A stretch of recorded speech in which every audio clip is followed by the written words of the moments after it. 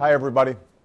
Over the past year, as I traveled across the country campaigning for this office, I told you that if I was fortunate enough to be reelected, I'd work to change a tax code that too often benefited the wealthy at the expense of the middle class. This week, we did that. For the first time in 2 decades, we raised taxes on the wealthiest 2% of Americans in a bipartisan way, while preventing a middle-class tax hike that could have thrown our economy back into recession. Under this law, more than 98% of Americans and 97% of small businesses will not see their income taxes go up one dime. We also made sure that millions of families will continue to receive tax credits to help raise their children and send them to college. Companies will continue to receive tax credits for the research they do, the investments that they make, and the clean energy jobs that they create.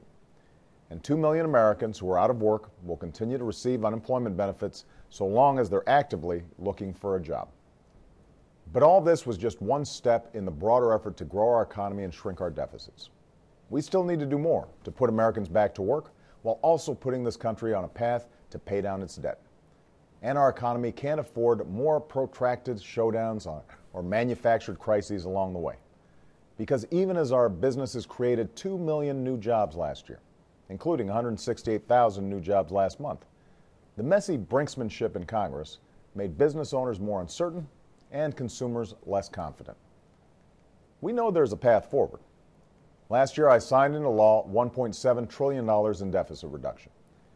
This week's action further reduces the deficit by $737 billion, making it one of the largest deficit reduction bills passed by Congress in over a decade. And I'm willing to do more. I believe we can find more places to cut spending without shortchanging things like education, job training, research, and technology, all of which are critical to our prosperity in a 21st century economy. But spending cuts must be balanced with more reforms to our tax code. The wealthiest individuals and the biggest corporations shouldn't be able to take advantage of loopholes and deductions that aren't available to most Americans. And as I said earlier this week, one thing I will not compromise over is whether or not Congress should pay the tab for a bill they've already racked up. If Congress refuses to give the United States the ability to pay its bills on time, the consequences for the entire global economy could be catastrophic. The last time Congress threatened this course of action, our entire economy suffered for it. Our families and our businesses cannot afford that dangerous game again. I congratulate the newly sworn-in members of Congress, and I look forward to working with the new Congress in a bipartisan way. If we focus on the interests of our country above the interests of party, I'm convinced we can cut spending and raise revenue in a manner that reduces our deficit and protects the middle class.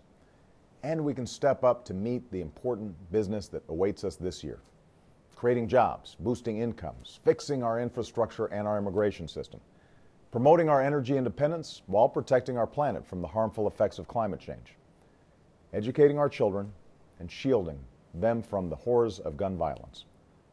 These aren't just things we should do, they're things we must do. And in this new year, I'll fight as hard as I know how to get them done. Happy New Year, everybody.